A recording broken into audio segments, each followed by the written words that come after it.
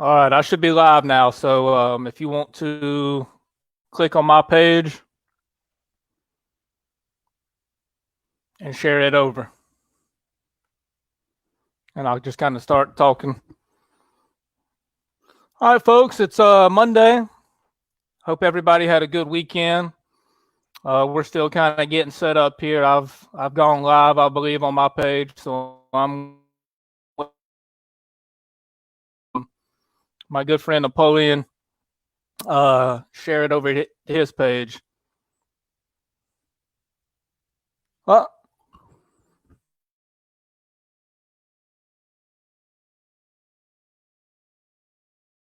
We may.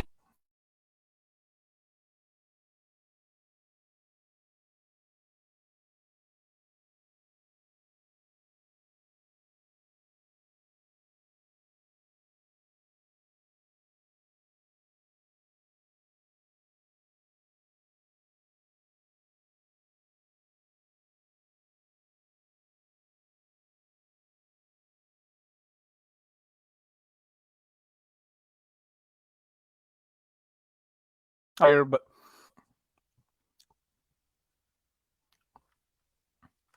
let me add him back. Let's see. There it Napoleon, is. you there? Damn, there it is. Woo, woo. Okay. Napoleon's back with us. That's right, Napoleon, aka Nappy Roots, aka Napoleon Dynamite, aka whatever y'all want to call me. Yeah, I'm good, man.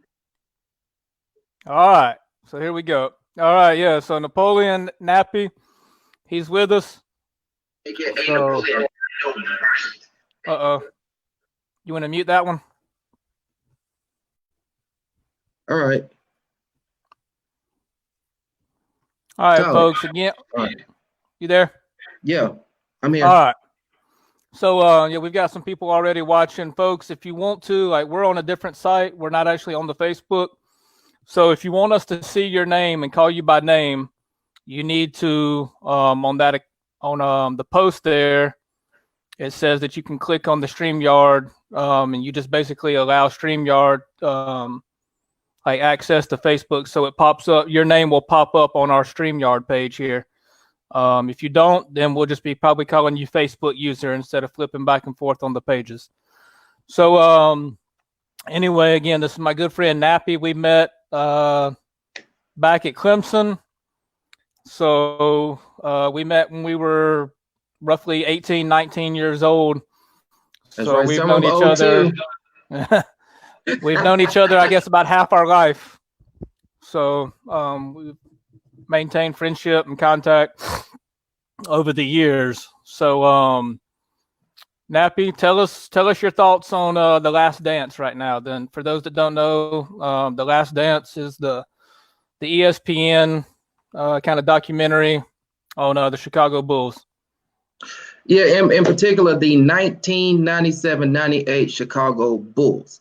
Right. So I just got done watching episodes 3 and 4. If you haven't had a chance to watch it, please do so, especially for all of my LeBron fans. Okay? Witness the greatness of Jordan, okay? And you will see why MJ is the GOAT, okay? Now, understand, look, different generations have their different GOATs. Okay, so LeBron's the GOAT of, the Generation Z. That's cool, but we talking about a definitive, the GOAT. And that definitive is Michael Jeffrey Jordan. The a-hole. Yeah, there's, you won't get any arguments. Won't get any arguments from me on that. I'm definitely huge MJ fan. I know that he kind of struggled for a little while. The team did. I won't say he did, but the Bulls kind of struggled until they made it to the Eastern Conference Finals, and that great Pistons. I guess if you want to call them a dynasty for 2 years, knocked them out, and then the Bulls kind of went on that run for a while. Right. Now, the one thing I did pay attention to, okay, there's 2 things. Number one, Detroit was close to having a four-peat. Okay, so like in 87, They went up against the Lakers. The Lakers won. They could have easily beat the Lakers then, but they didn't. So they won 88. Actually, I'm sorry, my bad. 88. 89 and 90, Detroit won it. But when Chicago got over the hump, I mean, Detroit, like, it could be a different conversation if Detroit would have won like 88 to 91. Then the Bulls dynasty is deferred. But seeing how Detroit planned to guard Michael Jordan in 89 and 90 and how they came up with the Jordan rule, seeing them talk about it and actually seeing it in action, that was really cool. And number two, Dennis Rodman in Vegas. Okay, man. Yeah, we can touch on the Rodman thing. Yeah, but like you said, the hearing those guys, break down how they were going to defend Jordan, pretty much everywhere on the court. I mean, they had it all, I guess, planned out. And that's to the I guess the mastermind of Coach Daly. Mm-hmm. But yeah, those guys from Detroit, I mean, the bad boys, I mean, seeing that, I mean, you see it every year, you see it all the time, some of those clips, but yeah, I mean, they didn't let you come in for no free layup. They was going to they were going to take you out. Man, those were the good old days. Bill Lambier, those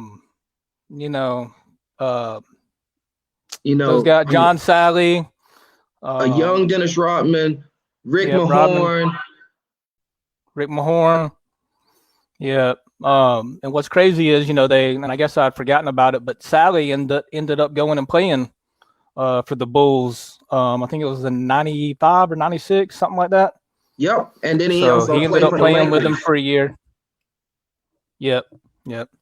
So yeah, but I've certainly enjoyed watching the documentary. My wife, she's enjoyed it. So some of this stuff is brand new to her, and then honestly, some of it I had forgotten about, and then just being so young, too, and with no access to the internet really back then, and the no social media back then. Some of that stuff you didn't really hear about. So it's been really interesting. But yeah, we can talk about Rodman. Where do you want to start? Okay, so let me just say, Carmen Electra looks as good as she did back then now. Okay, wow. That's number one. Number two, I wondered, is there any tape out there of what Rodman did in those? Okay, they said 48 hours, but it was more like 100 and some odd hours. Well, they gave him 48. They gave him 48, but yeah, they said it was over. I mean, there was one of the scenes where it was like, he went missed, like he was gone his 48, which they were okay with, but then it was still like 2 or 3 days later. Yeah, that they didn't know where he was at, or and then that's when they said Jordan showed up at the hotel or whatever, and Carmen Electra said she was hiding. But anyway, so yeah, who knows exactly what went on. Look, ESPN, there's tape out there.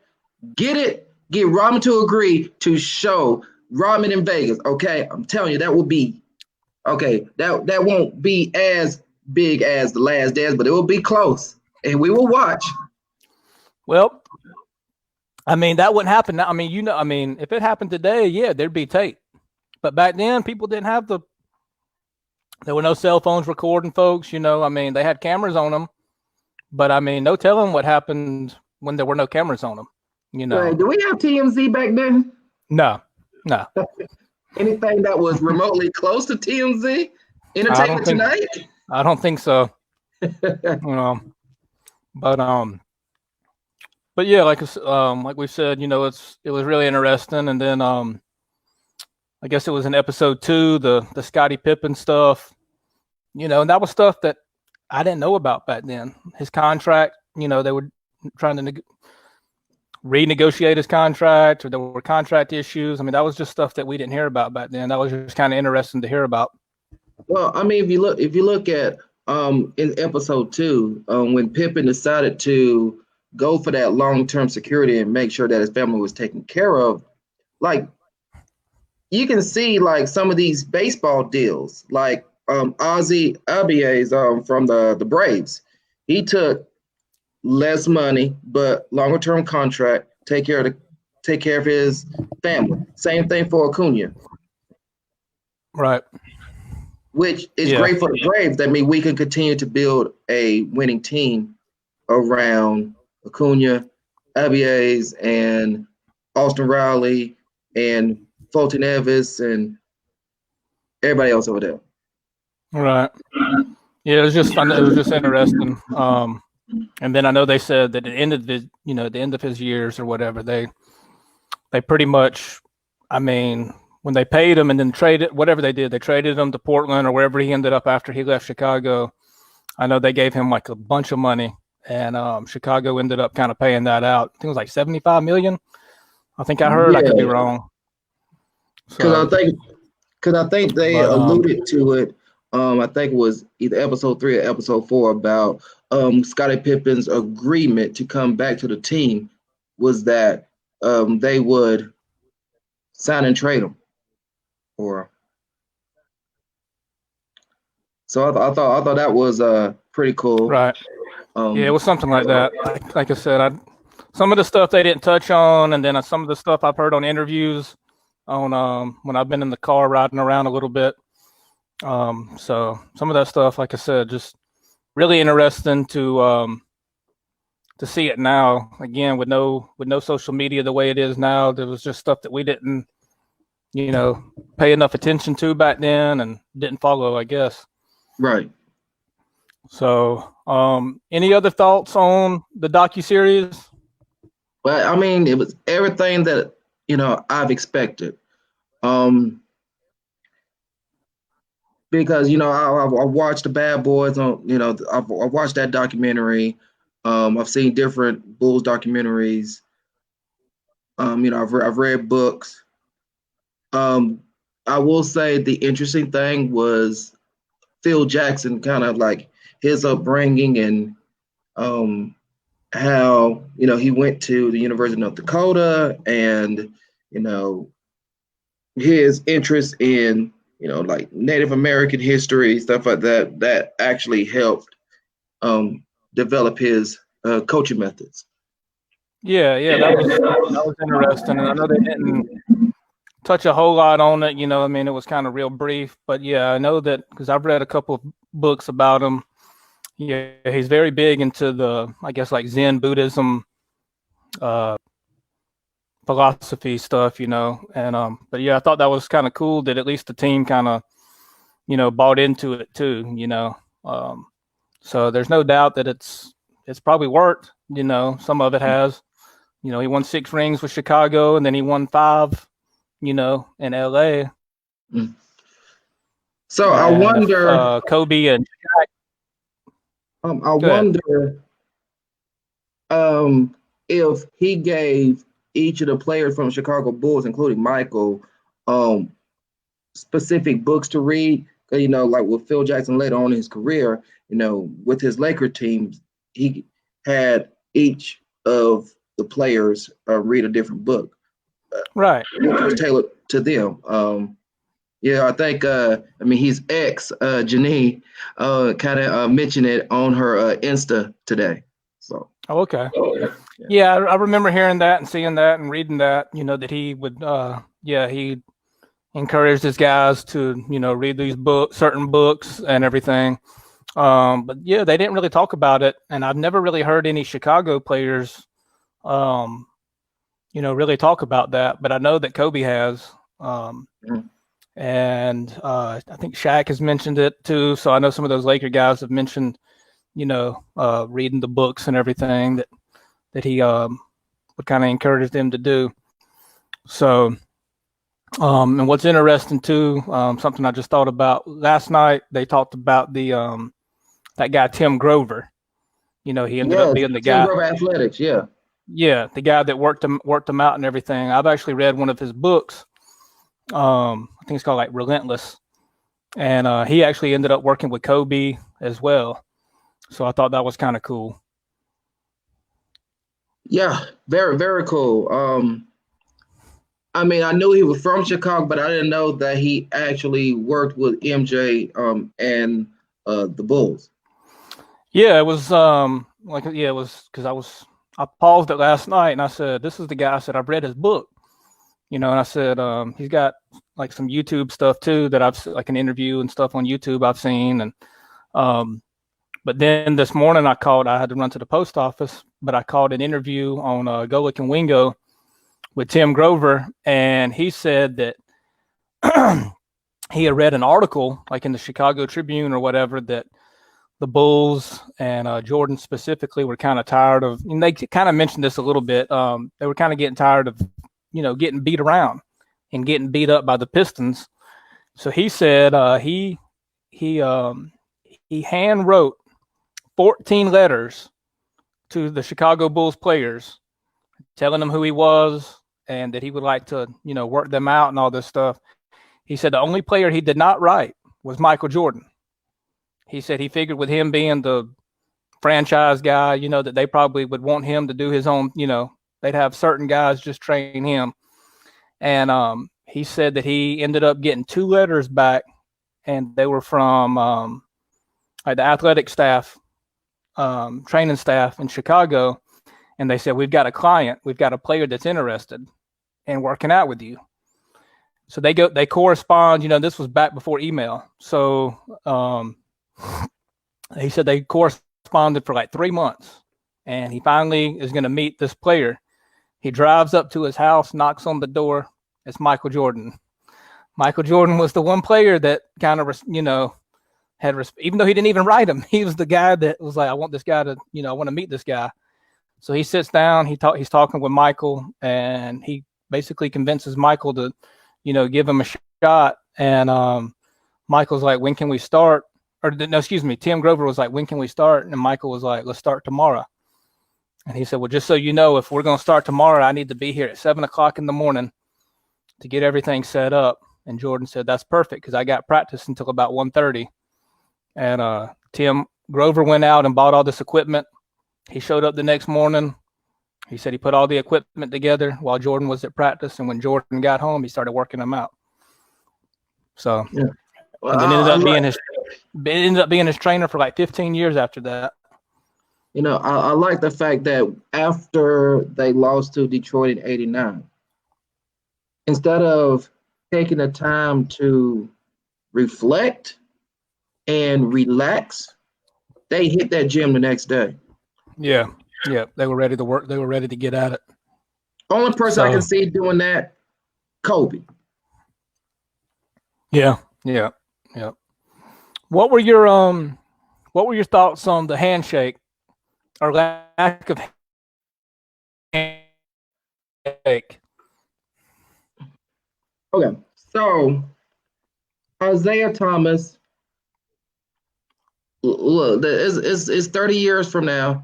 There's nothing that he can say to make himself look better. What he did back then, that was his truest reaction. You can't backtrack it. Give us some historical dance around. Answer the damn question, Isaiah, okay? You didn't answer it.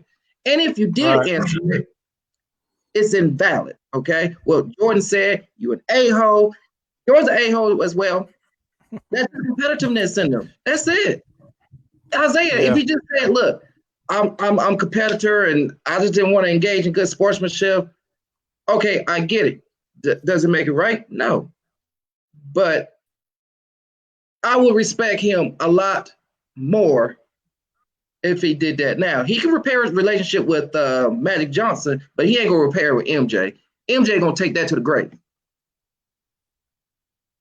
Oh, yeah, I'm sure. Yeah, it was just interesting, seeing that, and I guess kind of, hearing it from both sides, even though, yeah, I agree. They should have shook hands with him. Like Jordan said, we did it for 2 years. You don't want to. No, you don't want to.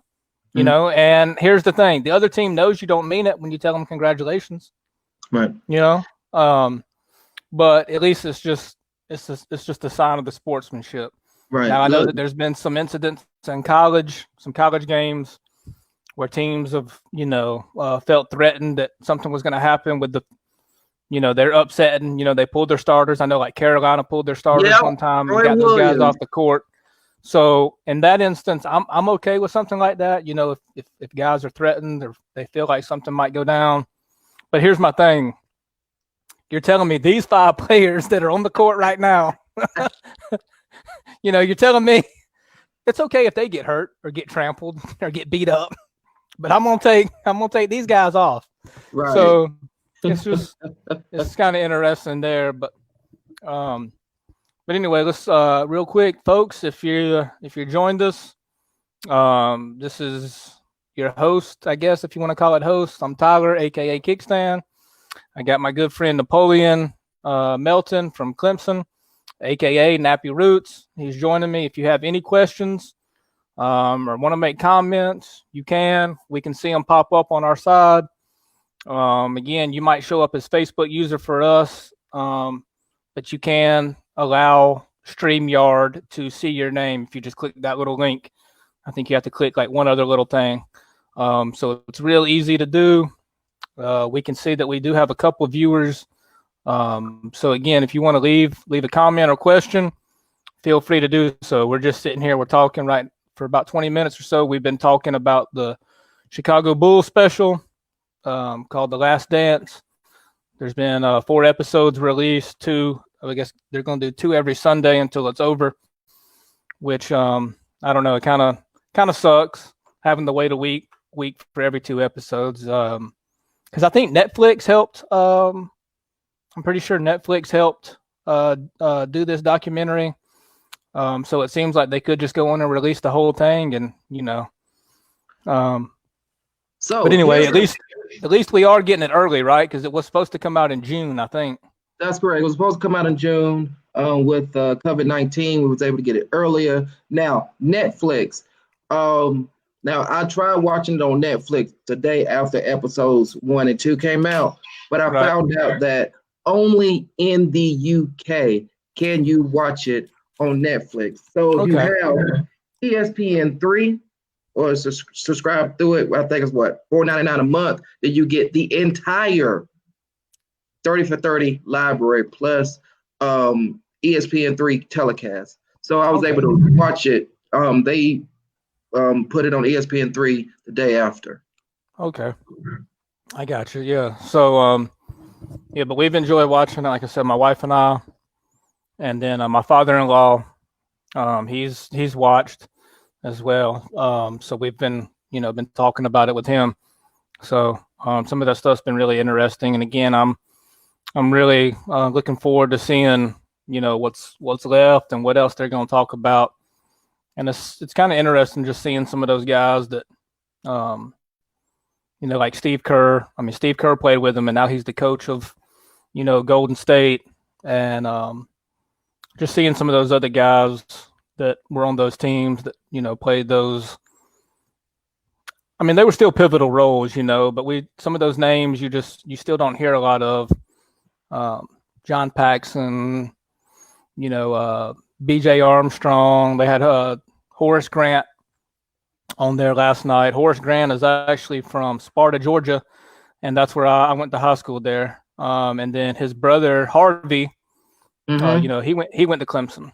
Yeah. So and then he transferred, and then he went to Oklahoma. Yeah, Horace, right? Horace ended up going to Oklahoma. Harvey stayed at Clemson, I think. So, but I used to pass their house all the time. I mean, heading to Clemson and then heading home, I used to pass their house. So that's kind of cool. Man, very cool. Yep. So, and I know, of course, they're going to looking forward to talking about the Jazz series. So that'll be interesting, and I'm sure they might bring up the Jordan's push off over Byron. Oh yeah, absolutely. Whether he pushed off or not. You think a ref will call that? in that moment, no. But Yeah. they know. I'll be interested because I was talking about it last night with my wife. I mean, they were doing so much on Rodman last night. It would have been the perfect time to talk about when he was in WCW too. So, Ooh. for those that don't know, Dennis Rodman actually joined the New World Order with Hulk Hogan, and Hogan and Rodman faced off against Diamond Dallas Page and Karl Malone. And Karl Malone played for the Jazz, so maybe they'll talk about it later in the series, or even if it's just for a couple minutes. So it's just kind of funny because I know that happened around '97 or '98 for the wrestling folks when the NWO was huge. Yeah, So huge. yeah. So anyway, we can kind of move on and talk about something else. I'll be honest, the NFL draft, I maybe have seen 2 or 3 minutes. I was pulling up the picks about 15 minutes before we got on here. I was trying to look through it, but I've watched very, very little of it. So did you happen to catch it? I caught bits and pieces of it. Now I watched the first round. I did a live Zoom cast with some people. I watched like the first 20 picks. Then, when wifey says bedtime, I got to go to bed. Yeah. Wifey rules, okay? And then I did rounds 2 and 3. I did another Zoom cast with one of my good homies. Her son is an aspiring sportscaster. So I said, you know what? I'll hop on. We'll chop it up for a few. So I watch the second round. I think most of the second round, and then wifey calls. Gotta go to bed. Yeah. It was cool. Like my Panthers. I'm glad. Okay. So I was a Falcons fan. Early '90s. MC Hammer was there. Andre Bad Moon Rising, Deion Sanders. I was a Falcons fan before the Panthers got, the team. Right. And ended up, well, my grandmother's a Cowboys fan and my grandfather's a Redskins fan. So I said, I can't choose either or. So I needed to kind of develop my own identity. So I decided to become a Panthers fan. Been a Panthers fan since their inaugural season. Yeah. Yeah. We kind of started pulling for the Falcons. My dad and I did. I'm trying to remember how or why he was up near Spartanburg, and that's where the Panthers had training camp. Mm-hmm. Was at Wofford, and I forget why he was up that way, but he happened to try to go there, and they let him on the field because he was, he told him he was a high school coach. So they let him on the field, and then we started. He ended up every year we would call ahead of time, and we would kind of tell them that we were coming. And we ended up. I mean, me and a couple. He took a couple of us. There were some other coaches, and this was when I was still in high school. But we got on the field with them, and then I ended up going a couple times in college with them as well. And I mean, it was cool. I mean, we were. I mean, literally. I was standing, a couple feet away, and I mean, they're doing drills, so it was kind of interesting. And then one year we actually did go to Falcons when Vic was still with the Falcons. We went there one day. Oh man, so I got to see them too. But no, the Panther trip, that was something we looked forward to every year. There was some coaches, and like I said, I would go. And then we took one of my buddies one year. We met the owner. When it was what was his name? Jerry. Oh yeah, Richardson. Yeah. Yeah. The Warford alum. Jerry Richardson. Yeah, we met him one year. But it was cool. I mean, one time I was about 10 feet away from Julius Peppers. what was the guy from Clemson that played there for just a little bit? Rod Gardner, I think, the wide receiver. Yeah. I think so. Yeah, I mean, I was pretty much standing right next to him one time. He was on the sideline, but it was cool. It was fun. So yeah, we kind of became Panther fans for a while. Yeah, I mean, like it's growing up in Spartanburg, well, the Spartanburg area, I've seen like how much like Wofford College has changed. That was actually one of my top schools that I wanted to go to before I ended up going to Clemson. Um, but yeah, I mean, Wofford has changed night and day since they've had training camp there. And I hope they continue to have it. Now, I think the biggest news in Carolina is that they have decided to build kind of like this super football town, which is going to be located right off of I-77 in Rock Hill. So it's going to be like mixed use space, and they're going to actually move their football headquarters to Rock Hill. I guess their front office headquarters. They're going to move that to Rock Hill. They're going to build like a stadium that will seat approximately like maybe between 10 to 12,000. It's like it's a multiple billion-dollar project, and I think it's going to get started either in 2021 or 2022, or it should be finished in like 2022, 2023, which is going to be absolutely awesome. It's going to help like kind of blend like Rock Hill and Charlotte. It's going to be like all like one area. So I'm definitely looking forward to seeing that. Okay, so my Panthers, I thought they were going to draft Isaiah Simmons, to be the next. Yeah, I don't understand. But I'm okay with them not choosing Isaiah Simmons. I mean, you have Brian Burns and you have Shaq Thompson, which, okay, well, you have some good linebackers. You can, get some additional depth, maybe through free agency, post June 1 cuts. But with Derek Brown, the game is always won in the trenches. So I get the pick of Derek Brown. I'm okay with it. Now, a lot of Panther fans were very upset that we did not draft Isaiah Simmons and he failed. So I'm cool with that. And then we ended up getting a a defensive end with our pick in the second round. I can't remember the name. I think he has a hyphenated last name. Gotcha. But I saw an article because they were talking about I guess passing up, the guy from Clemson, Simmons, and they said that he was too good. Something about he was too good of a player and deserved to go to a good team. And it was like, because like I guess the Panthers, they know that they're going to be in rebuild.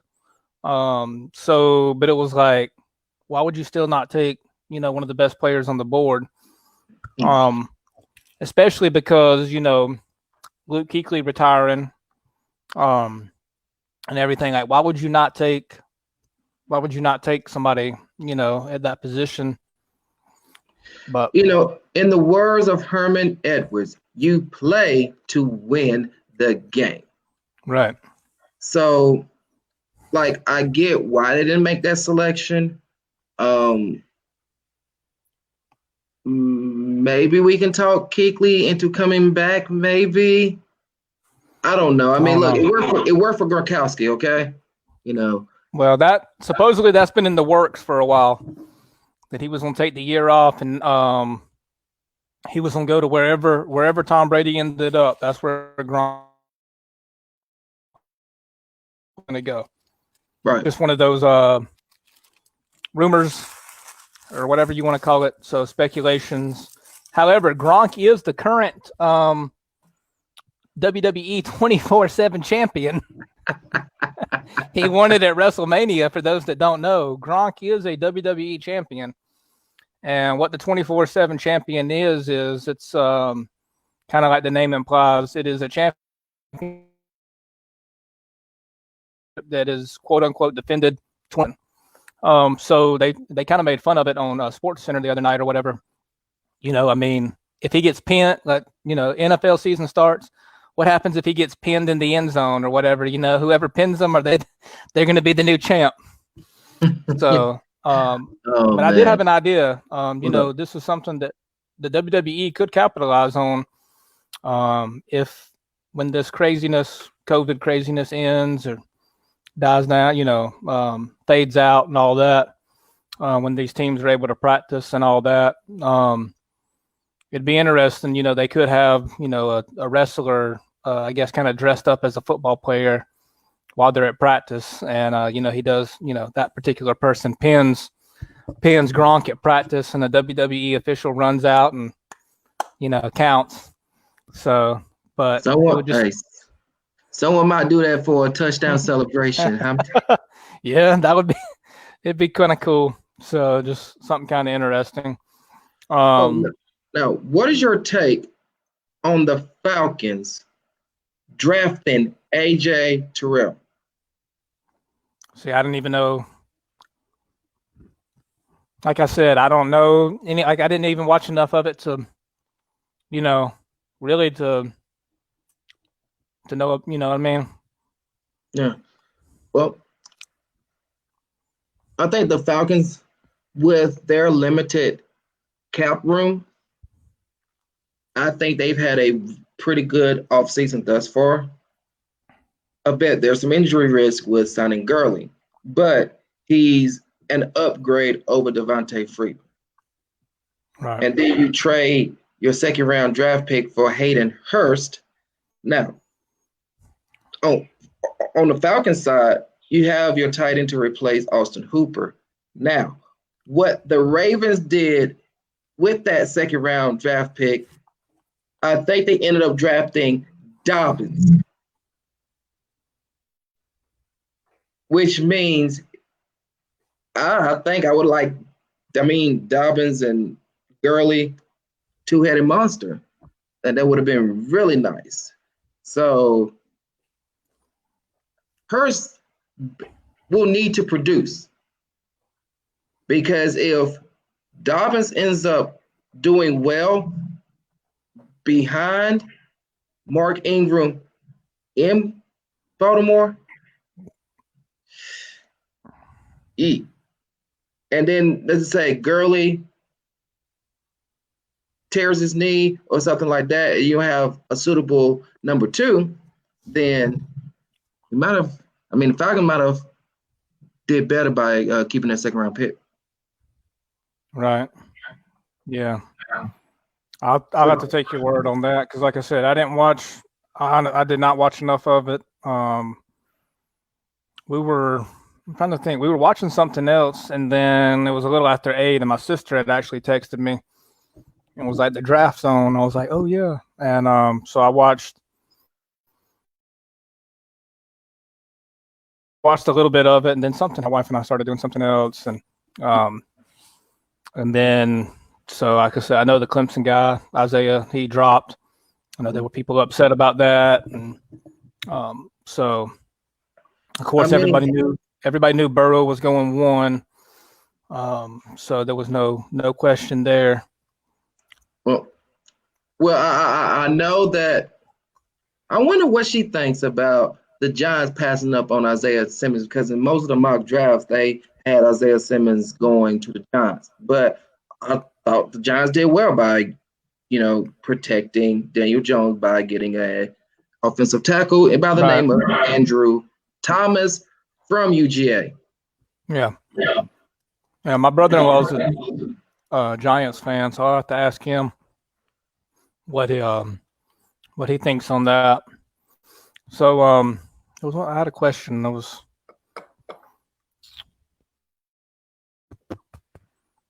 It slipped my mind. I think it was about the draft. Mm-hmm. I can't think of it. I had it in my head. Oh, you'll get it. Just talk it out, bro. Just talk it out. Yeah, it'll probably come to me, tonight at, 10 o'clock or something. It'll pop into my head. Sure, hey, we can have Kicking It with Kickstand at night from Midnight 1 a.m. to snack. 2 a.m. We're gonna make So, it swanky. um, oh yeah, I know what it is now. So, Jake Fromm. I Yep. know a lot of people my way, and a lot of my friends on Facebook are Georgia fans.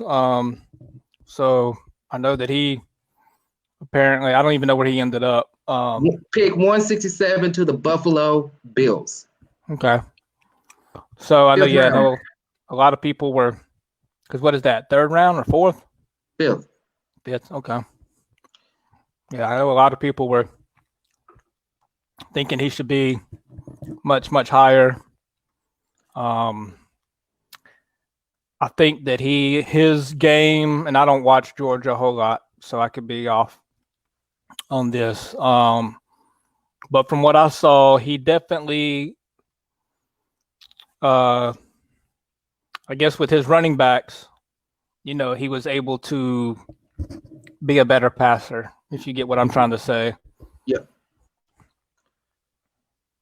I mean, look, there's pros and cons with Jake Fromm. The pro with Jake Fromm that he is a winner. He has good leadership traits, qualities. I remember watching him on the Netflix show QB1, and I thought, okay, wow, this guy has a lot of talent. He actually broke some of Deshaun Watson's records, and I'm like, yeah. I mean, he was a great high school quarterback prospect. Stayed in state, went to UGA. The other pro is the fact that UGA's offense is a pro style offense, which means he should be I think he's just going to be a good backup. I don't think he'll end up being like a starter, or if he does, he'll just be a serviceable. I was actually of the one that thought they needed to go back to UGA for his senior year. Yeah. Run that offense to not have, like, basically his running backs has carried him ever since he stepped onto UGA. And he needed to show what he could do by throwing the ball more and getting better stats. I thought his touchdown to interception ratio was decent. You look at his measurable 6'2", 219 is good, but not prototypical QB size. I want somebody if they're going to be my quarterback, I want them to produce. You've seen Drew Brees, who's just 6 feet. Russell Wilson, 5'11". You see guys, just because they don't have the prototypical size, do well because they have the intangible, they have the leadership quality, and they have a good arm and can run with the ball. Jake Fromm cannot run with the ball, which means pocket style quarterback who may not fare well in the NFL. So the issue that I have is, who in the heck told him that he would be a first, second round prospect? So his agent fell on that note. They're looking at these agents to give them sound information, because probably cost that boy $1 million, unless he has an insurance policy that he took out, that he had like before his junior year, to where, okay, well, if based on when I got drafted, if I lost out of money, then boom, I can recoup that money. I hope he had that type of insurance policy. I mean, sometimes like the big prospects will do kind of before like the senior seasons, or when they know they're going to go in the NFL draft. I don't think he knew he was going to go in the NFL draft before the junior season. I don't know that. He's going to have to answer that. But I thought it was some bad information. Yeah. Caught 3 rounds. Now, he may be able to be a free agent quicker. Now, if he gets to a situation where he starts and he does well, okay. But the way that Buffalo is right now, where they're set up, I thought Josh Allen is their franchise quarterback. So the only way that Jake Fromm is going to see any time is if he gets hurt and he's out for a while. Boom. I thought maybe this might be a Jake Brady story going to New England. Because they need somebody they can groom. But I mean, yeah, I know they were talking about this morning. You know, everybody was kind of surprised that New England didn't draft a quarterback. And for right now, I think that's going to be that Jarrett Stidham or whatever. Yeah, apparently he's going to get the nod to start. So who knows? I mean, he might be something. So I mean, a lot of people, I guess if you want to use the word, they that people were sleeping on Tom Brady. So and he ended up winning, what was it, 5? So 5 or 6 Super Bowls. So yeah. 6. So for some reason, some comments aren't coming through on the StreamYard, but I do see some comments over on Facebook. The Galeros brothers, who we went to school with, Ryan and Trevor, have both made some comments. So Ryan is the Swizzles, and Yo son, and Trevor is E. So just some stupid comments and quotes that we used to say back in school, back in the Clemson days. So that's who they want. Flip. Yeah. Little flip. Yep. So little flip being played and Napoleon dancing. We'll just kind of leave it at that. Yeah, please do. So, but I don't know. It doesn't look like anybody's watching right now. But anyway, again, we're just Napoleon and I, Nappy Roots and I are just kind of hanging out, chilling, just kind of talking all kind of stuff. We've touched on The Last Dance. We've talked NFL draft. We're kind of up for talking about anything. If folks want to chime in, again, for some reason, the comments were not popping up on the StreamYard here that we can see.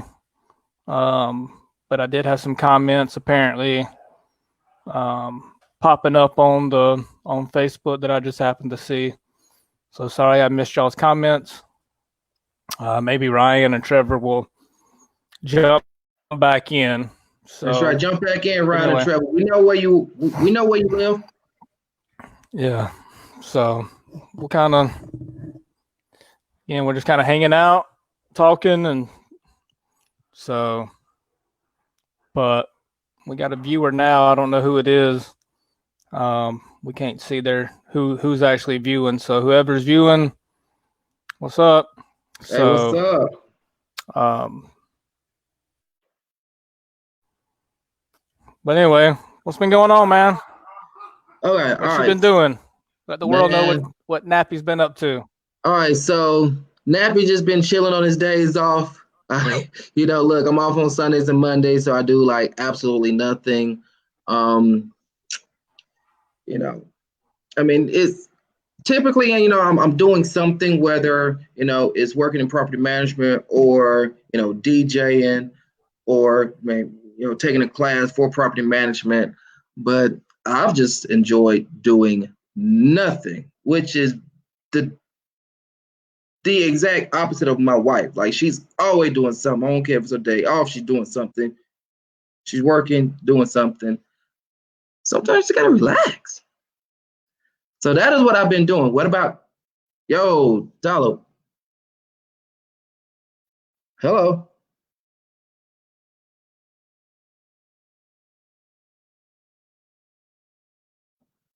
Yo, Tyler, can you hear me?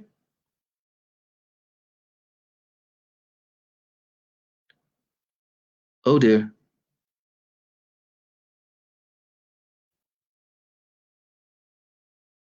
Tyler. Ooh.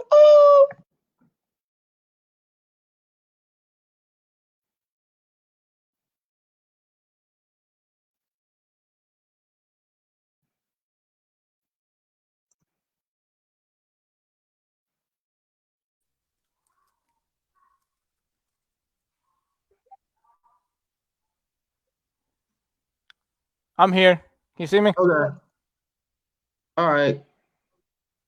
Yeah, I don't Yeah. know. I guess I was here the whole time. I know my picture disappeared. Yeah. So anyway. Yeah. What So have you're you been off on doing? Sundays and Mondays. You're just kind of chilling. hmm I mean, like, I'm glad that you have me on here. I like StreamYard thus far. I might be able to, do my DJ sets through here, without any interruptions, which is why I haven't been doing Meltron Mondays. I'm just trying to make sure. Like, I'm like, look, I bought the music, should be able to play it. I'm not doing it for personal gain, but you let a DJ like D Nice play his sets, and y'all don't ban him. But yeah, you want to take a peon like me, and you want to cut me off because I'm playing some copyrighted music. I'm like, Yeah. yes, DJ for hire. So Yes. yeah, for those that are watching and you're up near Atlanta, or you know some folks up in Atlanta and you need a DJ. I know that some crazy stuff's going on right now, but maybe when this COVID ends, if you're looking to have a party, you need a DJ, a wedding, things of that nature. Napoleon is for hire. So That's right. Hey, y'all can follow me on Insta at DJ Meltron. So DJ Meltron. So yeah, I know that he was just caught him a couple times on Facebook, him trying to do his little DJ show, but apparently he's been shut down. By the So man. so the white man. Ah! So I'll probably be shut down now too. So No, you will not. we'll see what happens. So again, folks, we're just kind of hanging out, having some fun. Feel free to drop a comment or question. We see we have a couple viewers. For some reason, the comments were not coming through on the one page here, but they were popping up on Facebook. So I don't know what's going on there. Do we have any more on Facebook? No more on Facebook right now. But again, folks, if you want to leave a comment or question for us, we're just sitting here kind of talking, chilling, talk about anything you want, sports, movies, music. So we're just kind of hanging out. This just all for good fun. So okay, so with the StreamYard, like what's the maximum amount of people you can have? I think you can have up to like 6 people in one chat like we're doing right now. We could have like 4 others, I guess. So and it's I've just got the basic, plan, the free. I've just got the free version, and it only lets me do basically send it to one location. So that's why it's on my profile. But obviously you can share it. Like once it's on mine, you're able to share it out. And then I actually will, when this is all over with, I download it and save it, and then I put it on YouTube. So this will also can be on YouTube later if folks want to watch, and you can just look up, I guess, either Kicking It with Kickstand, or you can just look up my name, Tyler Peck. I also do some gaming. I've talked to some gaming guys, board game, the tabletop gaming stuff. So there's some videos up there that I've done. I've done like 3 other interviews with guys there. So I saw that. Look, I appreciate what you're doing for the Waycross gaming community. Yeah, Waycross gaming community. So I've just been talking to some folks for that. And again, just kind of having fun. Just having fun. So I kind of did some stuff in grad school. I helped announce some games and do commentary on the radio for soccer, and then I did some other announcing. So I sort of have a background in some of this stuff, but again, my plan on StreamYard is just real basic. I don't have you can add videos and have like introductions. You can add background stuff, green screen stuff. I could send it out to multiple locations, all that. costs money because it's a Right. higher plan, and you can have more people, join in the studio. You can actually record it, because this isn't necessarily, I guess, quote unquote recording. It's just, sharing it live. Right. So that's why I have to go to, I think it's like fbdown.net, and that's how I'm able to save. It as a file. Oh, yeah, that makes sense. Like, I have podcasting equipment that I bought like last year that I was planning to do something like with a sports talk show. But I don't know, like, I'm just trying to figure out like the name. Cause like 11 years ago, I was a sportscaster myself. So shout out to Dick Cox and Cox Sports Broadcasting for giving me an opportunity to share my talent with the world. And I was with them for a few months. I had my own segment called On the Mic with Dynamite. More a focus primarily on sports business topics with a little comedic flair. The stuff that they don't talk about as much. They always talking about, okay, well, just the news that are going on. Well, I like to focus on the money aspect, the stuff that isn't talked about that much. So Right. has always been interesting to me, and I've wanted to maybe create my own platform with that. But I don't know if I'm feeling the name now. On the Mic with Dynamite. Yeah.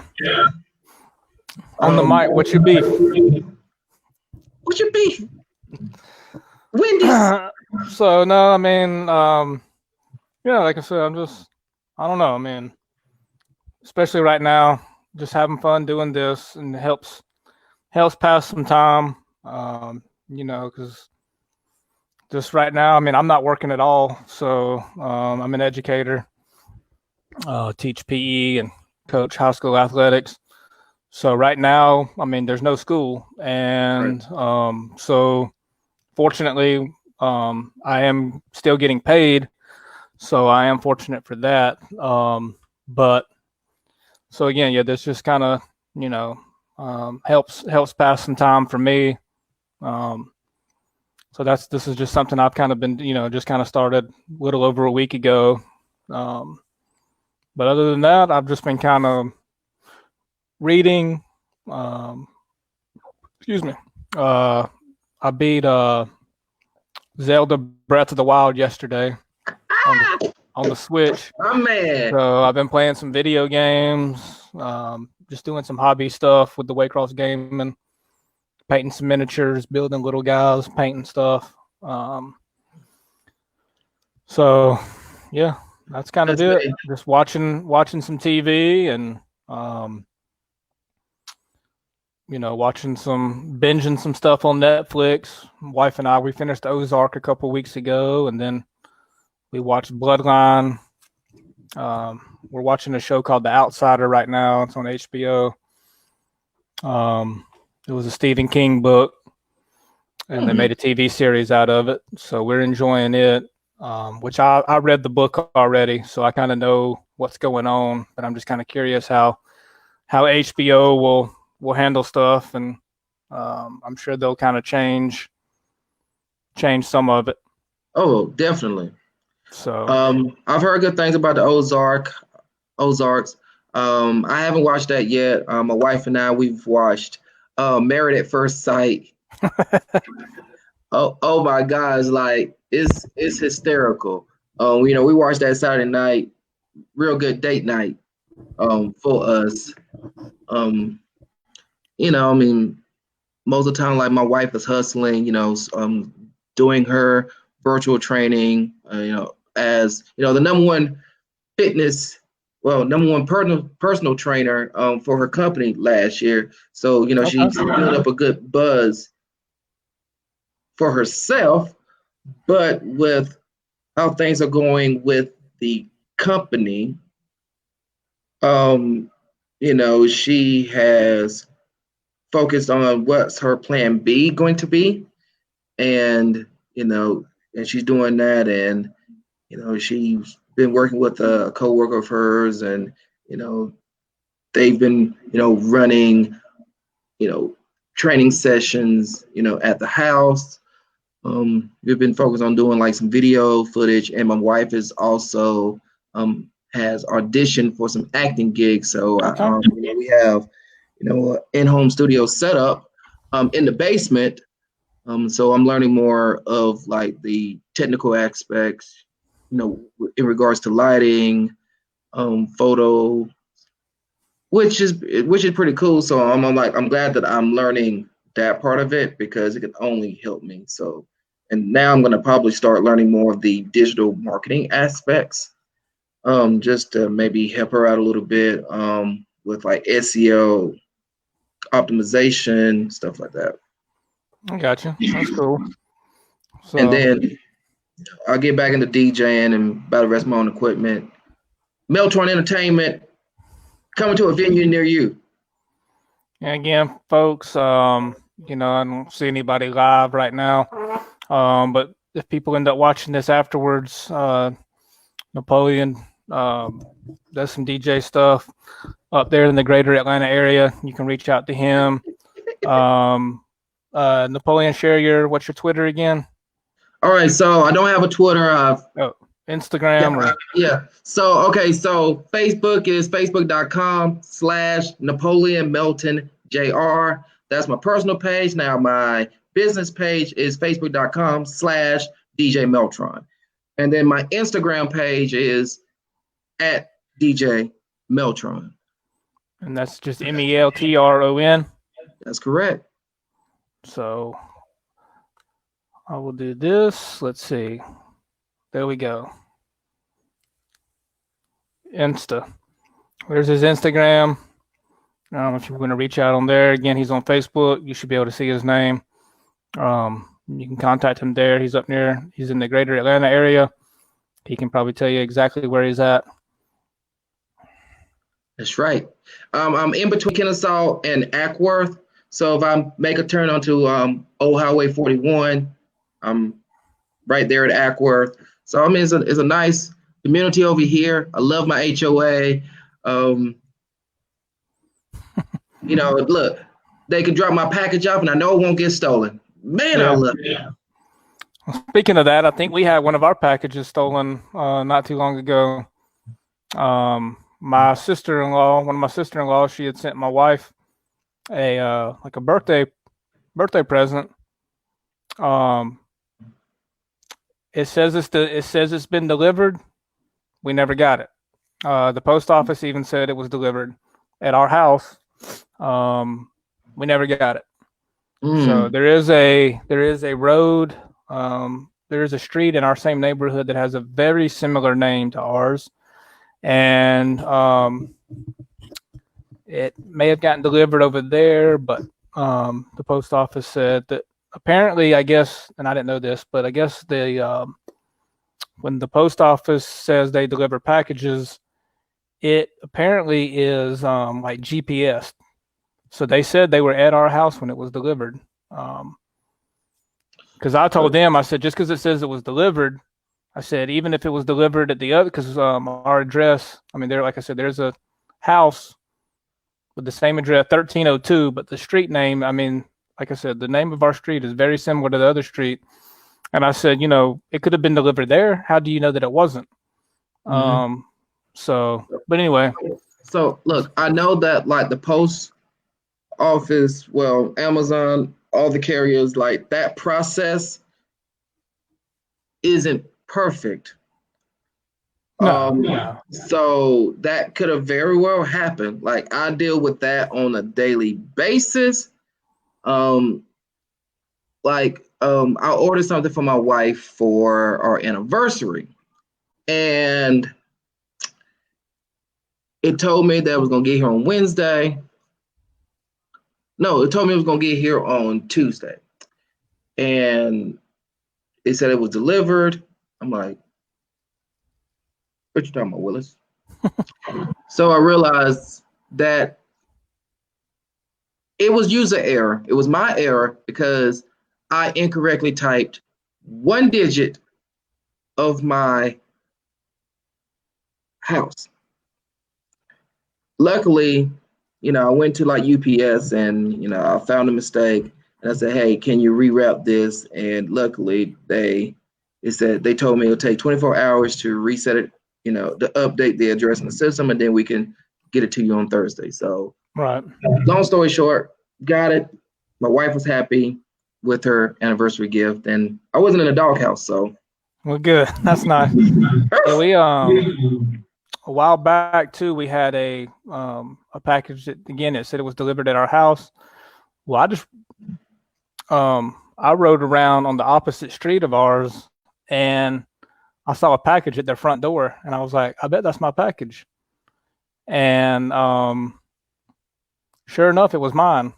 They had gone to it's the street before ours is where this one went. So I tried that same house looking for my wife's gift from her sister, and but they apparently it hadn't gone there, so I don't know. But it's just frustrating, It just sucks for my sister-in-law more than anything because she had bought this gift and had paid for it obviously, but paid for it to be sent here, and it hasn't shown up. So I don't know. Either someone came and got it, or it got lost. So I hope it got lost. Like, look, when I have residents at my apartment property that I work at, when they lose packages, like I get very defensive because I want them to make sure that they have packaging. I also want to make sure that the carriers that are bringing it in are doing the right thing for people. And if you're not doing the right thing, and I see you on camera and you're not doing the right thing, I'm on you like 5 minutes to 11. right. Well, what's crazy is I checked our door camera, and like nothing was delivered to the door, so nothing was dropped off. So it would have to fit in the mailbox, and our camera doesn't reach that far. Otherwise, it would be it would be recording stuff all day, and there's no need for that. So, but anyway, yeah. So it's just kind of frustrating, I guess. So, because again, it is somewhere. Again, looks like we have a couple of viewers, folks. If you've got a comment or question, we're just, my buddy Napoleon and I, we're just kind of hanging out, chilling. So yeah, feel free to make a comment, and yeah, just feel free to say hello or anything you like. We taught The Last Dance. Maybe you've seen The Last Dance. Maybe you've watched the NFL draft. You have a question about it, a comment about it, maybe who your team took. One of my friends that I worked with, Coach Ben Skinner, he said, "Hello, my friend." And then a guy, he was my youth pastor when I was in high school, friends with him, Brian Leverett. Hey, Ty. So, hey, guys. Hey, Ben. Hey, Brian. What's up, guys? My buddy Ben, I haven't watched any of The Last Dance yet. So you need to watch it, Ben. Yeah. It's awesome. So really, really well done. They've done 4 episodes, and I know that they've been showing the obviously the reruns you can probably catch on ESPN or ESPN2. They're not really showing anything else these days. So, and then I think they actually show like next week or next Sunday they will they'll show episodes 3 and 4 before 5 and 6. I believe that's what they did last night. They showed them 4. I could be wrong on that. So yeah, definitely worth a look. So Ben, if you're still watching, what do you think about? What are your thoughts on the NFL draft? Then tell us about some of your Georgia Tech guys, where they ended up. If you want to chime in. So Hmm. We'll just see if anybody like anybody has anything. Going back to The Last Dance. What qualities did Jerry Krause see in Tim Floyd? Who knows? I don't know. Now let me we can come back to Krause in a second, but now Tim Floyd, okay. Now did he not end up coaching there just a couple years ago? Wasn't he the one that coached at like Iowa State? So here's the timetable. So Floyd coached for 99 and part of 2000 with the Bulls. He was before then. He was with Iowa State. Iowa State. Yeah. At the time, I think they were, a 2 seed. No, or they were like a 15 seed. Wait a minute. Hold up. I can pull it up. Okay, so. Oh no. That wasn't during Tim Floyd's era. I don't think so. Here we go. Yeah, in the 96-97 season, with high expectations in the national ranking as high as number 4, Floyd and the Cyclones posted a 22-9 mark and advanced to their first NCAA Sweet 16 appearance in 11 years. So, and then he landed. Well, he had apparently. He had landed Nick Collison and Kurt Heinrich to come to Iowa State, but then they apparently withdrew their verbal commitments under Floyd's departure. So which is why they went to Kansas. 98. He left with the Bulls in 98. So, and then he actually coached the Hornets. So, anyway, okay. Yeah. So yeah, Tim Floyd coached Iowa State before. I'm trying to remember, where did he go after the Bulls fired him?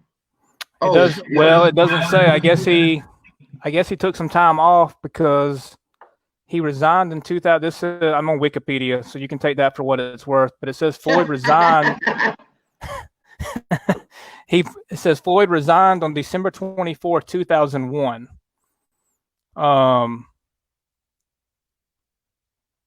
So, and then he did not coach again apparently until 2003, 2004 when he was with the Hornets. So then he left there. Apparently he only lasted one season. And then he was hired by Southern Cal in 2005. He had a scandal there apparently. I don't know. I'm just kind of briefly looking at some of this stuff. But anyway, and then he ended up back at Texas El Paso. So, but apparently, let's see. Oh yeah, Tim Floyd. You have the whole OJ Mayo. Yeah, that was one of the things. Yeah, he gave him 1,000. He gave OJ Mayo. Supposedly gave him 1,000 in cash or something. I don't know. Yeah, they try to do with cash so that they wouldn't find a money trail. But look, there's receipts on it, okay? Yeah, and then apparently him and in 2013, a feud developed between him and the Southern Cal coach Andy Enfield over, basically they had a dispute over a top flight prospect who backed out on his letter of intent to UTEP. Yeah. I don't know. But anyway, but yeah, he did not fare so well in the NBA. And it says with the Bulls, he was 49. He went 49 and 190. And yeah. So yeah, he really did. Yeah, suck. I don't know. I mean, maybe he was. I'd have to go back and read some of this stuff. And see how he was doing when they were talking about hiring him, for the Bulls. I I'd have to look back and see like kind of what was going on with him. So, I but mean, that was kind of interesting. Some of I that mean, stuff. I mean, he was a good college coach, but didn't really pan over to the NBA.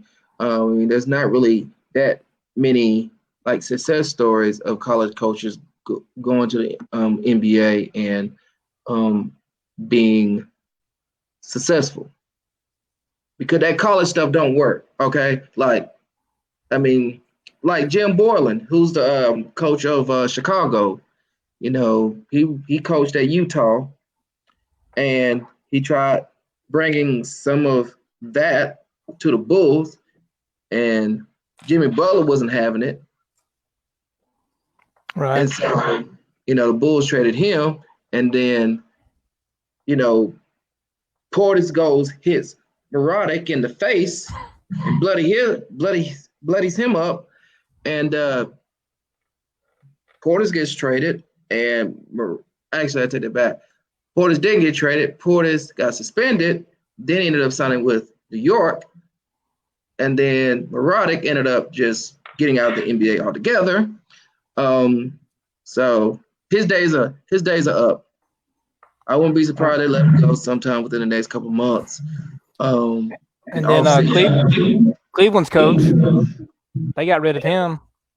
He was a college guy. Who was it? Boeheim? Not Boeheim. Yeah, it was Boeheim. Beeline. Oh no, not Boeheim. Beeline. Yeah. He didn't last long, and they were ready for him to get out of the way. Yeah, but it'd be they didn't touch on it obviously last night a whole lot, but when I guess Phil Jackson was hired as an assistant, and him and Tex Winter kind of started getting close.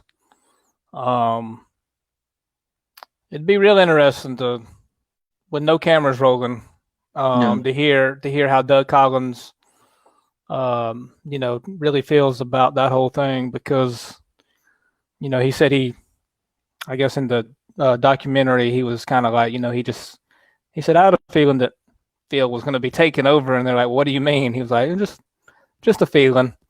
So it'd be kind of curious to see what happens. To see what would happen if you kind of got his true feelings about that whole thing.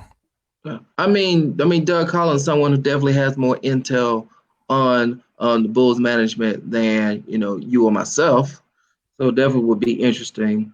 I always thought Doug Collins was a decent coach. I mean, he wasn't the best, wasn't the worst, but decent. And I want to see some tape on Jordan's 2 uneventful years with the Washington Wizards. You think they'll talk about it? No. But it was a circus, it was a circus with the Wizards. I have a cousin of mine who is a season ticket holder for like the Wizards and the Mystics. I'm not sure if she had season tickets around that time, but if she did,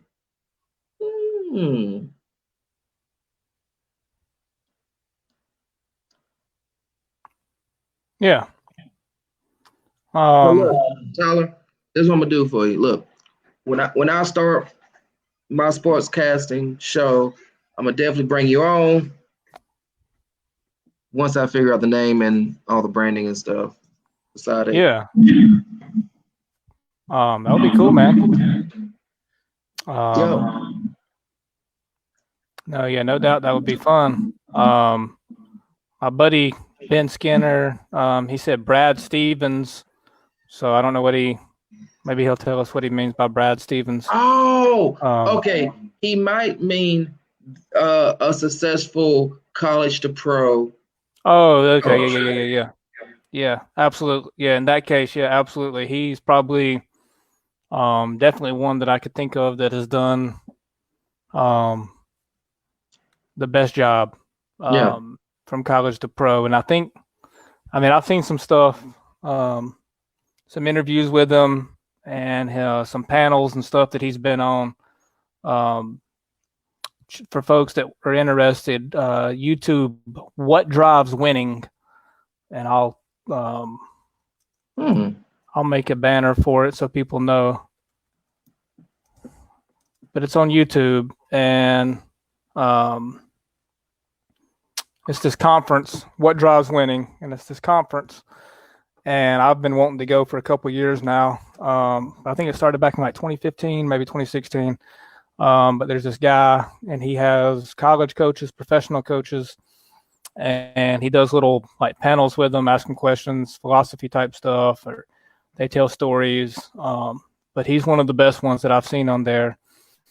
And just his whole demeanor, and I think his like coaching philosophy fits well, even at the professional level. But I highly suggest people watch that if they're into that kind of thing.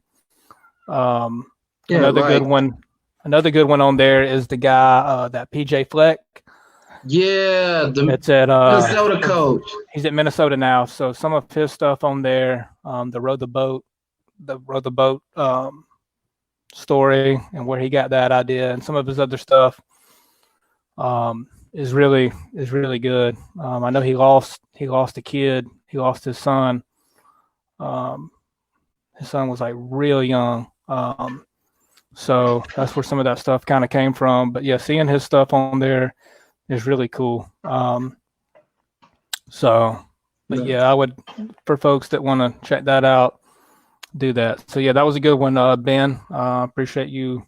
Yeah, appreciate making that comment and reference. So, what folks is there? I mean, we don't want to hold up too much of people's time. I know we got other things we could do. Yeah. But we can wait a few more minutes, folks. We've been on here almost an hour and a half. So good times. We can wait till we'll wait till 7:30. So we'll wait about 7 more minutes for folks if they want to make any more comments. Ben said, "Great stuff, guys. I will catch you later." All right, Ben. Hey, appreciate you, Ben. So, good suggestion on the What Drives Winning book. I think it's applicable to all industries, all walks of life. It's a book that I'm actually interested in, like in my line of work. So I'm gonna definitely check that out. Now, PJ Fleck, look, I absolutely love what he's been doing, what he's been able to accomplish at the University of Minnesota. Now you got another team in the Big Ten that is a force to be reckoned with. Good recruiting land, great new stadium facilities. I mean, it's perfect. So kudos to PJ. Hope he's able to keep it up. But you remember the show? I know you do, Coach. Wasn't that based off a team in Minnesota? What show was it? Coach. Oh, Coach was the name of the show. Yeah. From way back. Yeah, way back. Yeah. To show the age. I remember it now. Yeah. I can't remember what school it was, I know it was a fictional school. I'm sure. I can't remember. I can look it up. I think it was either Iowa or Minnesota. Here we go. Let's pull it up again. This is from Wikipedia, folks, so don't, go bashing. It was, let's see. Minnesota State. Yep. Minnesota State. Yeah, fictional NCAA division. So, but Craig T. Nelson was the coach. So,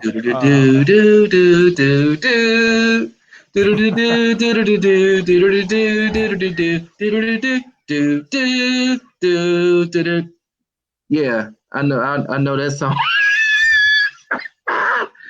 Oh my gosh. But yeah, I used to love watch that show. Yeah, I remember that now. Yeah, but then MASH came on, and I said, "Oh, it's bedtime."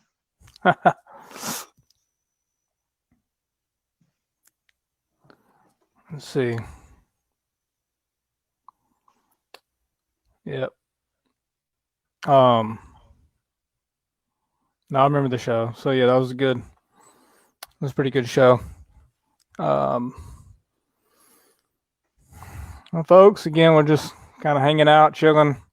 This is Kicking It with Kickstand. I've got Napoleon Melton Jr. on, Nappy Roots. Again, Nappy and I have been friends for probably about 18 years or so. We met at Clemson. Burns Hall. Yeah, we met the first summer, or my first summer, yeah, at school there, and then we were hallmates, I guess, for a little while. He lived right down the hall, sir. Yeah, who was your roommate? I don't forget because I remember Craig, and his roommate was Nabisco, aka Graham. That's right. My roommate was Carlos. Well, Burns, and you talking about that first summer? Yeah, I'm talking about that first summer. I'll be honest, I couldn't even tell you his name. No clue. Oh, no clue. I don't even know him. Like, we didn't even, you know what I mean? It was just, yeah. I don't even remember his name. I remember our RA too, Tomas Nikis. I don't remember. I don't remember that summer. I mean, I remember that summer. Just, I mean, us hanging out and you know, just being crazy and silly and stupid and hanging out and stuff like that. But as far as the RA and my roommate, yeah, no clue. Wait a minute. Look, no, I take that back. No, Los was my roommate. Some of 03, some of 02. It was Trey. Okay. No, I just remember that first summer with, you know, that was when I met you and David, like Gundy, Deuce, Ricky. Yep. And Nagis wasn't an RA until the summer of 03. Okay. Yep. No, then the year that we lived down the hall from each other, that was my sophomore year. My roommate pretty much, I won't say his name, so no incriminating evidence for him. But he basically, so what happened was we were both football managers our freshman year, and we were roommates our freshman year. So we decided to be, you know, roommates together again next year. Well, his girlfriend and her friend,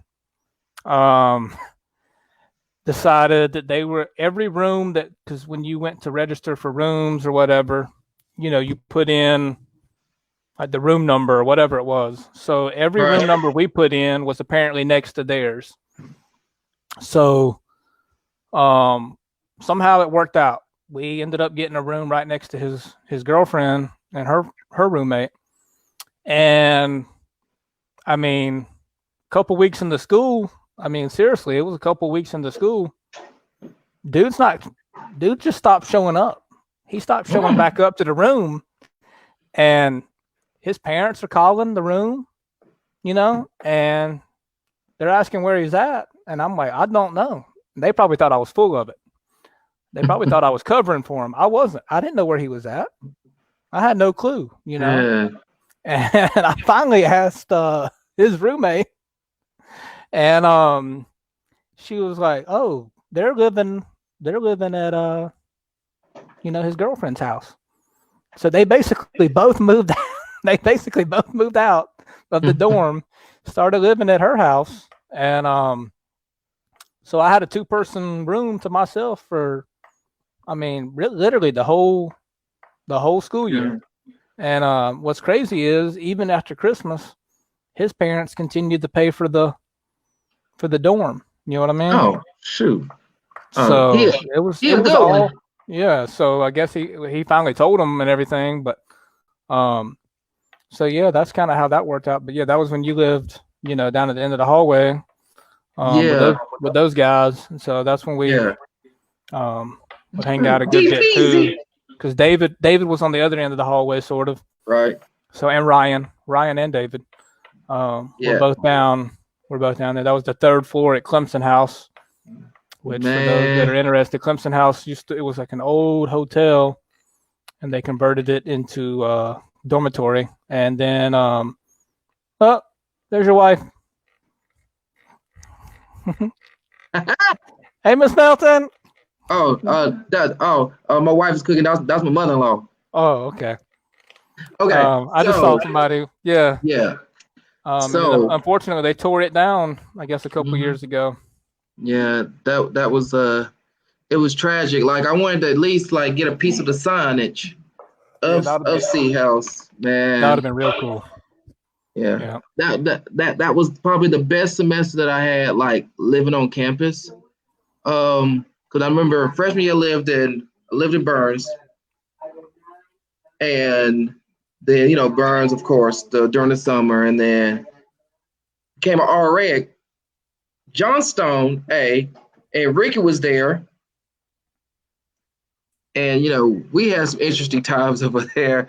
And then back to the summer back at Burns, and then that, I guess, following my junior year, I stayed at Malden, because that was a friend of mine that I was cool with, and he said, yeah, there's a spot across the hall, you can move here. And then Will was like, yo, look, roommate moved out, you want to come up here? I'm like, shoot. Yeah. Well, yeah. So yeah, sophomore, like, well, when we met, and Ryan. So when we met Ryan and everything, our friend Ryan Guerreros that we mentioned earlier, he has some health issues type thing. So he had a room to himself. So, because I asked him one time, I was like, "You got a room to yourself? How'd you do that?" He was like, "I went through, disability services." And I was like, "Huh?" I was like, "I don't even know what you're talking about." And here I am, for those that don't know, I mean, everybody should know that's watching, that I'm an amputee. So I was like, I don't even know about this. And Ryan was like, yeah, man. He said, you could probably get a room to yourself. So, like I said, my sophomore year, I pretty much had one. So I was like, you know what? Next year, I'm going to do this. So I paid a little bit more money, But yeah, that's how I ended up with a room by myself. And I was fortunate to stay in Clemson House. They jumped me up to the 7th floor. But I had a room to myself next to the penthouse. So yeah, pretty much. So, but no, those were some good times. And then my senior year, I moved off campus and lived with 3 other guys, and so we had good times out there. And one of the guys was in a frat, so basically we hosted the parties off campus, and the fraternity paid for it. So, and the pledges would come clean up the next morning, so that was interesting. So, but those were some good times. Yeah. But anyway, I know it's like I said, it's about 7:30, and we've been on for about an hour and a half. I know we probably need to get back to our families. But folks, again, this was my good friend, my best friends from college. We've still maintained a good friendship over the years, even though we live so far away. We're both in the same state. We're both in Georgia. Napoleon's up near Atlanta. I'm down here, way down in South Georgia, close to the Florida border. But if you're up near Atlanta, you need a DJ. Napoleon's your man. There's his Instagram at DJ Meltron. You can also contact him on Facebook. But he's looking for jobs out there if you need one. But man, this has certainly been fun. Man, it's been fun. Yin yang and this thing. Yep, me and my brother. So we'll see. Look, maybe I had 2 notifications pop up on my Facebook. We'll see but neither one of them was a comment. So I guess they were just somebody liking or something. But anyway, we appreciate those that. Yeah, I saw Ben talking about no tight ends under Paul Johnson were on the roster. Oh yeah, I think he had said that Georgia Tech had a tight end drafted Right. this past year, but apparently there were no tight ends on the roster when Coach Johnson was there. I know Correct, that because I know when the new coach came in, they were scrambling for a lot of people were changing positions. I forgot who's the new coach at Georgia Tech. I couldn't tell you his name. I can look it up real quick. I think it's a guy from Temple. Yeah, he came from Temple. Jeff Collins. Yeah. So yeah. Well, good luck with the rebuild, Jeff. Yeah, he might get him there. It'll be interesting. Yeah, it will. But I mean, look, they got competition with Georgia State. Now they just had a real good season last year, and they picked up a quarterback from my alma mater, my high school alma mater, who played the spread offense. Set numerous school records. So he might end up being the QB at Georgia State. Nice. But hey, I love you, brother, man. Appreciate you for letting me be on the show. Thank you for all the listeners that took the time to message us or say what up. Appreciate you guys. Thank you. Yeah, man, we certainly enjoyed it. I love you too, brother. And yeah, we'll definitely have to do this again. And like you said, man, maybe we could, at least for now, during this madness, we can maybe do a podcast or do something like this once a week. Maybe we could do it on Monday or Sundays or Mondays. You said you're free those days. So maybe we can start doing this weekly if you're interested. I love it. We could do this and then the after party, Meltron Mondays. All right, man. That sounds good, bud. Take it easy. Hey, appreciate you, man. All right, man. Peace. All right. Peace.